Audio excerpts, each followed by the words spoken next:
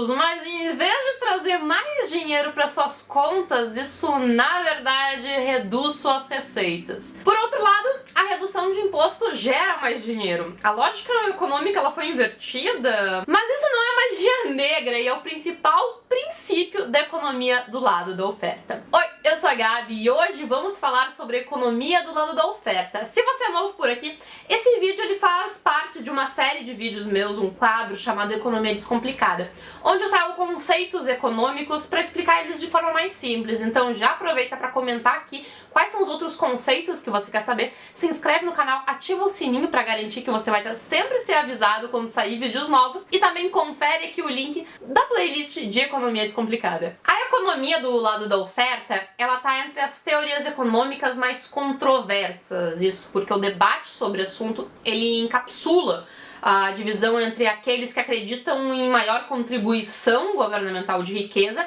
e aqueles que acreditam, acima de tudo, na liberdade individual e no livre mercado. O termo ele diz respeito mais do que apenas taxas de impostos. De maneira geral, a economia do lado da oferta, ela faz referência ao lado da oferta da economia, ou seja, as instituições e empresas que produzem os bens que as pessoas consomem. Nesse sentido tradicional, os fornecedores são aqueles que desejam que essas empresas sejam mais livres e eficientes. Eles apoiam, então, privatização de serviços públicos, como empresa de água e energias, cortes nos subsídios a setores com dificuldades, como agricultura e mineração, e também abolição de monopólios, como de empresas de telecomunicação e petrolíferas aqui no Brasil. Desde a década de 1980, a economia do lado da oferta ela tende a se referir mais especificamente a argumentos em favor da redução de altas taxas de impostos. A ideia mais conhecida foi proposta pelo economista norte-americano Arthur Laffer no final dos anos 70. Ele argumenta que quanto mais as pessoas tiverem que pagar por impostos, maior será o incentivo dessas pessoas para evitar pagar esses impostos, ou seja, trabalhar menos. Ele desenvolveu o que é chamado a curva de Laffer, que argumenta que se o governo não cobrasse impostos, logicamente não receberia receita. Nem dinheiro iria entrar nos cofres públicos se eles decidissem taxar 100%, porque ninguém vai ter um incentivo a trabalhar, sendo que não receberia nada. O Arthur Laffer, ele desenhou na parte de trás de um guardanapo, segundo a lenda, uma curva em forma de sino, que mostrava que havia um ponto de equilíbrio entre 0 e 100%, em que o governo ele podia obter o máximo de receita potencial através de taxas de impostos. Esse argumento que impostos mais baixos poderiam realmente aumentar as receitas do governo acabou encontrando admiradores como Ronald Reagan e Margaret Thatcher. A teoria ela se concentra particularmente na taxa marginal de imposto, a taxa que se paga a cada hora extra de trabalho que se faz. Muitas das maiores economias, incluindo a dos Estados Unidos e do Reino Unido, tiveram taxas marginais de cerca de 70%. Como os trabalhadores levam para casa apenas 30% de cada libra ou dólar extra que ganhavam, isso afetava claramente o incentivo dessas pessoas para trabalhar mais horas. O próprio Ronald Reagan citou uma vez que porque um trabalhador de uma mina de carvão vai trabalhar mais e mais horas se o tio Sam, que seja os Estados Unidos, vai tomar quase todo esse dinheiro dele. Uma outra ideia que alguns chamam de radical veio do Milton Friedman. Ele defendeu a criação de um imposto de renda negativo. O Estado já tem essa redistribuição de dinheiro para as famílias mais pobres de formas de benefícios de seguridade social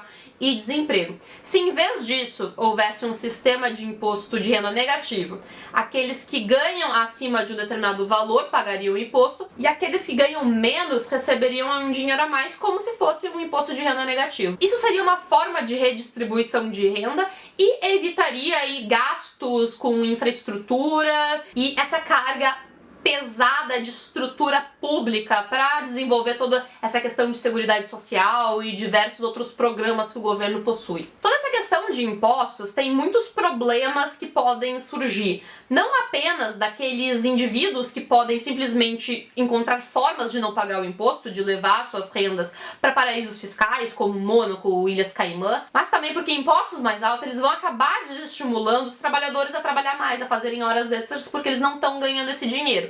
Isso também vai fazer empresas produzirem menos, não terem incentivo como um todo de produzir mais, isso acaba impactando diretamente na economia. Isso impacta os trabalhadores, desde os mais pobres a trabalhar mais, como também os que ganham mais dinheiro.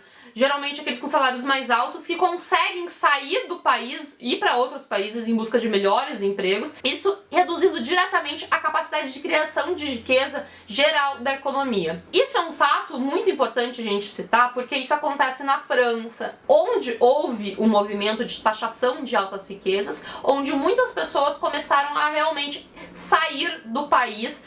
As pessoas mais ricas, que seriam as mais impactadas, para elas é a mais fácil de conseguir realmente sair de um país ou simplesmente transferir o seu dinheiro, os seus investimentos para outro local. Se isso ocorrer, é um sinal de que o governo daquele país ele deve considerar realmente redução de impostos e encontrar outros incentivos para tentar que essas pessoas e empresas permaneçam ali. Vale lembrar também que quando as taxas de impostos são mais baixas, isso incentiva muitas pessoas a trabalhar mais horas, seja fazendo horas extras, buscando outros tipos de emprego. E embora a parcela que o governo vai ganhar seja menor, porque a taxa é menor, como as pessoas vão estar trabalhando mais, talvez buscando até se desenvolver mais e ganhar mais, o valor total que o governo pode arrecadar pode ser maior. Claro que a gente precisa ressaltar que não existe um ponto de equilíbrio histórico definitivo para toda economia mundial, para todos os países, para todas as sociedades, porque a economia ela é um organismo vivo, ela é uma ciência social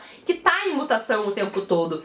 As sociedades são diferentes, os tempos na história são diferentes e também existem diversos economistas com ideologias diferentes. Alguns argumentam que não deveriam existir impostos, outros argumentam a favor de um estado totalitário, claro, nesses extremos, mas claro que dentro de todo esse debate a gente pode com certeza afirmar que o consenso geral não seriam taxas de 90%, como algumas pagas na década de 60, nem também taxas de 15% que poderia deixar o governo realmente incapaz de financiar o seu estado de bem-estar social, gasto social, segurança e tudo mais. O debate é muito amplo, tá? Existem economistas de esquerda que propõem que o teto deveria ser mais de 50%, enquanto outros economistas com uma visão diferente acham que deveria ser abaixo de 40%. Esse debate ele é muito amplo e não convém simplesmente aqui trazer uma resposta, porque, de novo, economia é uma ciência social e ela tem que ser analisada no âmbito e na ótica daquela sociedade.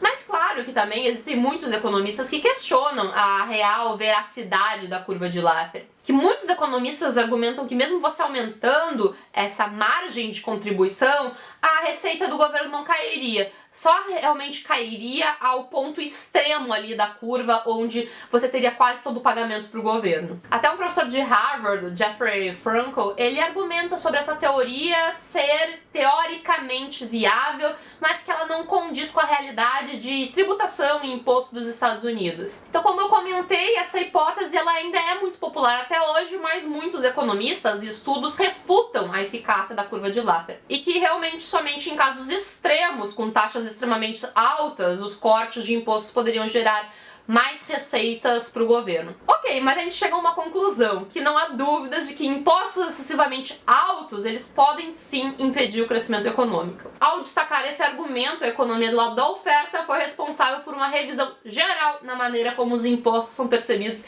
e construídos em todo o mundo.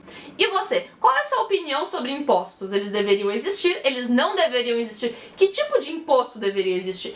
Esse é um assunto muito debatido em toda a teoria econômica, como também na política, e por isso eu queria saber a sua opinião. Comenta aqui e quem sabe a gente não faz um outro vídeo só sobre o assunto. Eu vou ficando por aqui, um grande beijo e até a próxima!